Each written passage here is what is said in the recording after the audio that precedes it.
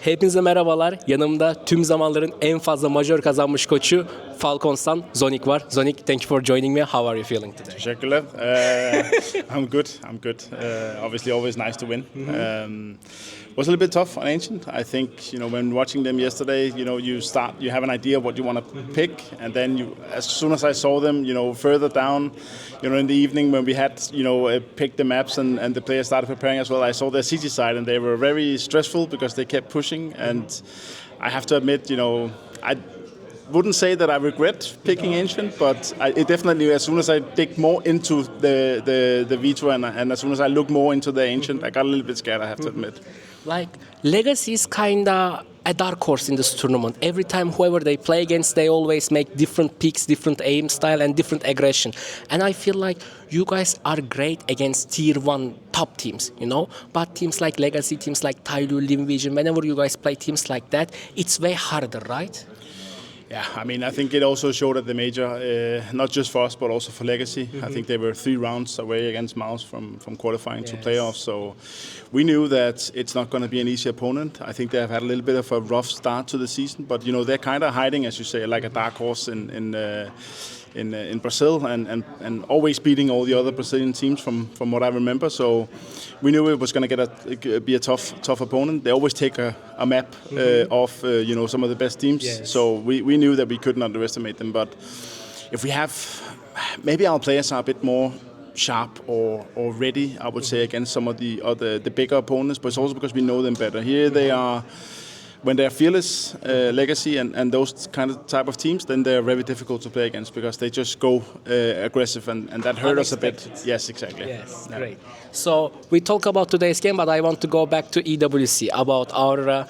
You lost, sadly. Like, I'm happy, but I'm sad for you, So the Turkish fans are happy. Yeah.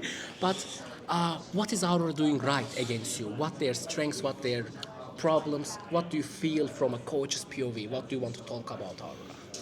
I think they obviously they also benefit from having played together for a long time. They are a solid team. They have good protocols. They have a good IGL, but one more thing as well, they have great firepower. They have strong players who can show up. Obviously, Santaris needs no introduction, but I think they're just a well-rounded team. And yeah, I felt that we had a pretty good game plan, but I always feel like that against Aurora. But then we somehow managed to mess up, or they just do some crazy shots. And I think I remember the 4-on-1 on train in the pistol round, but also the major 1-on-3. I will not sit here and say that we would have won, but maybe we could have taken to a third map if we didn't mess up those rounds. So I think they're very good at making you feel like you are, I don't know, fucking up the game yourself somehow. And this has to give credit to them. I think they played very well. Unfortunately, they couldn't go all the way. To be honest, also because my wife is Turkish, I was cheering a little bit for them to win the grand final. But I think they are a team that deserve to win one of the big trophies. I love that you mentioned about your wife being Turkish, because you do have a middle name like Selim, yes? Yes. And how did you find out the middle name? How did you select the middle name? No, it was my parents who selected it. My father was from Egypt and my mother was Danish. And then I met my beautiful wife and we have 2 kids. I know.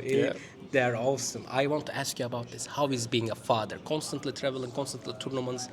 And you being a father figure to whole Falcons team, yes, but how do you feel about it? I feel like being a father as an esports coach is an impossible task to do. It is tough, and now Isaac, my oldest, he's 10, and he loves playing video games as well, just like his dad. It's obviously something he thinks the world of us. He's a big Nico and Monesi fan, always watching YouTube clips with them.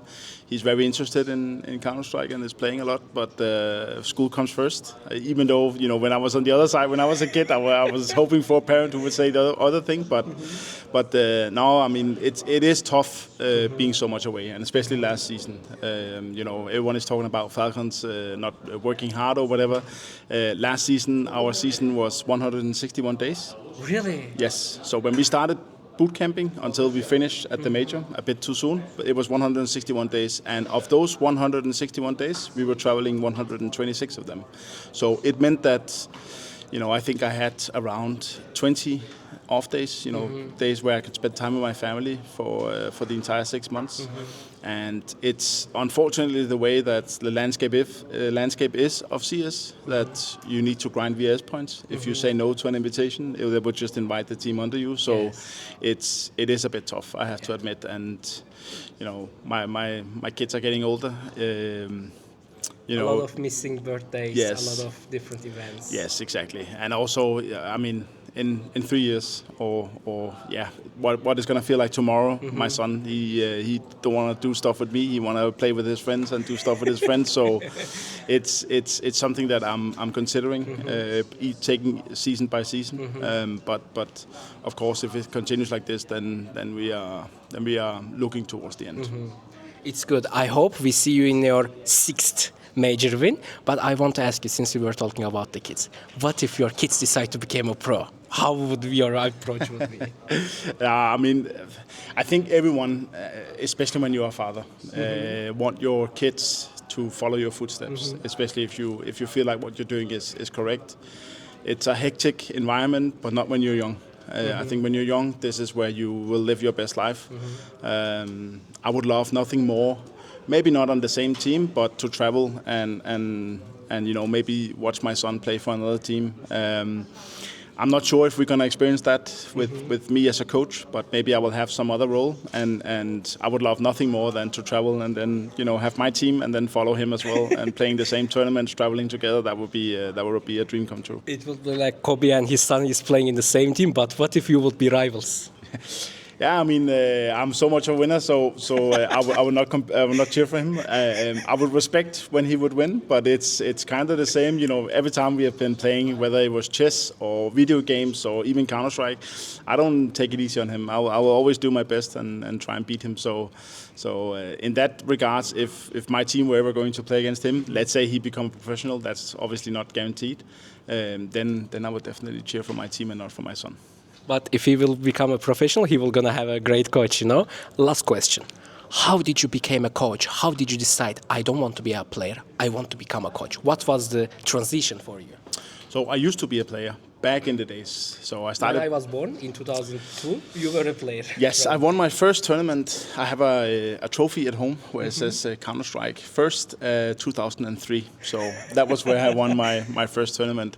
I signed my first contract in 2005, and then there was not a lot of money. You couldn't live off playing Counter-Strike. So I retired in 2012, and then I focused on my education. And then I tried to come back as a player, but the times were gone. The time was gone. It was no good. So I had to come back as a coach, and I tried to coach Dignitas, which was later the team north of Denmark, and then I think it was Carrigan or someone else who wrote to me back at the end of 2015, and saying that they were leaving TSM and they were going to form their own organization, and if I wanted to join as a coach, and that later became Astralis. Yeah, and then you made CS:GO meta from scratch, which was something insane, and I think me and the whole fans are watching are very appreciated about it, because Astralis, you guys made the utility meta, which was something incredible. Yeah. Other than that, thank you for joining me. Thank you for your lovely answers, Zonic. It was great to have you here. İzlediğiniz için teşekkürler. Yanımızda Zonic vardı. Bir sonraki videoda görüşmek üzere. Kendinize dikkat edin. Hoşçakalın. Bye bye. Teşekkürler. Skins Monkey'de eşyalarınızı kolaylıkla takaslayabilir, yeni eşyalar elde edebilir, hatta ücretsiz bir şekilde çekilişlere katılabilirsiniz. LEGOCAN kodunu kullanarak ilk takasınızda 5 dolara varan bir bonus. Bununla birlikte kalmadan yine LEGOCAN kodunu kullanarak ilk para yüklemeniz değil, her para yüklemenize özel olarak %30 yerine 35'e varan bir bonusa da sahip olabiliyorsunuz. Bunların dışında günlük, haftalık ve aylık olarak da çekilişlere buradan kolaylıkla ulaşabilirsiniz. Hem açıklamada hem de sabitlenmiş yorumlarda var. Sponsor oldukları için teşekkür ederim.